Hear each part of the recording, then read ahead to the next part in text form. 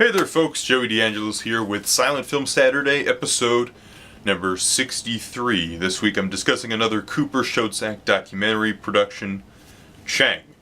Now, Chang was the film they made after Grass, which was last week's Silent Film Saturday episode. It tells the story of a farmer in Thailand who must deal with all the, basically nature. Tigers, leopards, elephants, bears, a wide menagerie of creatures. But let's take a look at this. This is the package from the Milestone collection.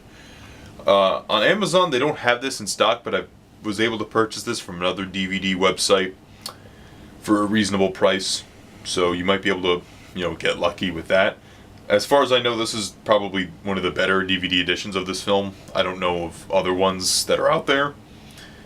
This is the only one that pops up when you go on silentera.com. It's like they have a lot of home media listings for these things, and this is the one that generally pops up. So this is from the Milestone collection. They have some really nice editions of films. This is the back, and you have some bonus features, including a commentary track by Rudy Belmer, Chang color test, Chang production essay, and original press kit. You see elephant, and you can see right there, that's Mr. Schoedsack sleeping with a dead tiger. That's one thing I want to say before I start this review, is that animals are killed in this movie because the people in this film were put in real danger. These weren't like special effects or CGI creatures or anything like that.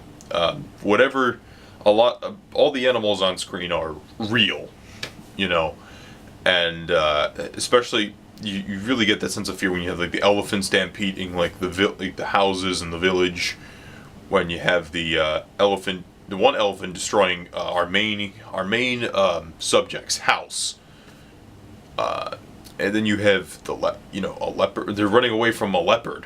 There's like a leopard coming towards them because they killed that leopard's mate, and it's genuinely unnerving because it's like leopard's over here, the family's running, and then the leopard comes into the shot, and it's pretty crazy.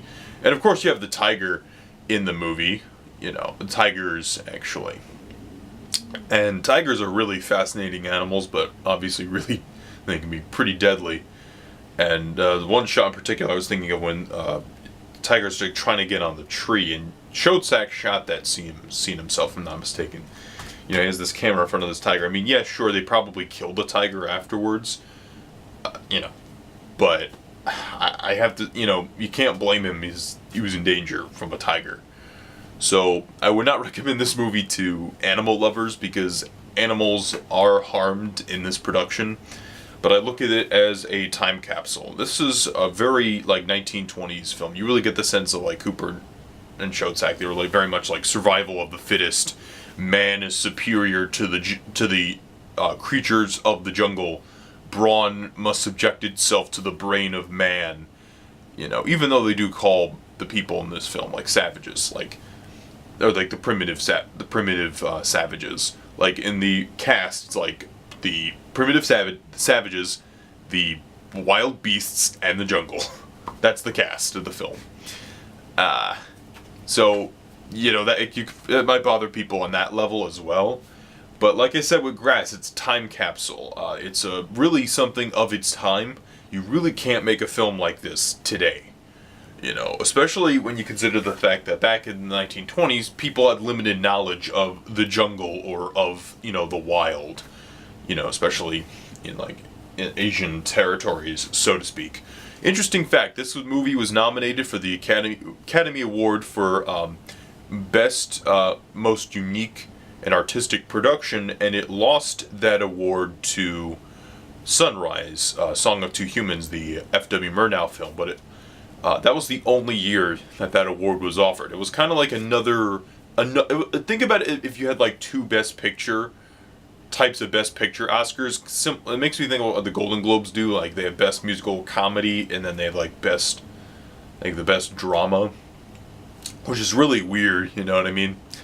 But either way, this is a really cool time capsule. Also, the music on this film feels very authentic and I was rather compelled by it. It's also a nice little brisk, like about 70-minute movie. So, you know, your time isn't going to be wasted by a 3.5-hour epic or anything like that. So I would definitely say, if you don't spend like $80,000 trying to find this thing. I saw it on Amazon for like $35. You spend if you get like a good deal for like $20 or like less, you probably are in good shape. Next time I shall be discussing Buster Keaton's The Cameraman. See you next week.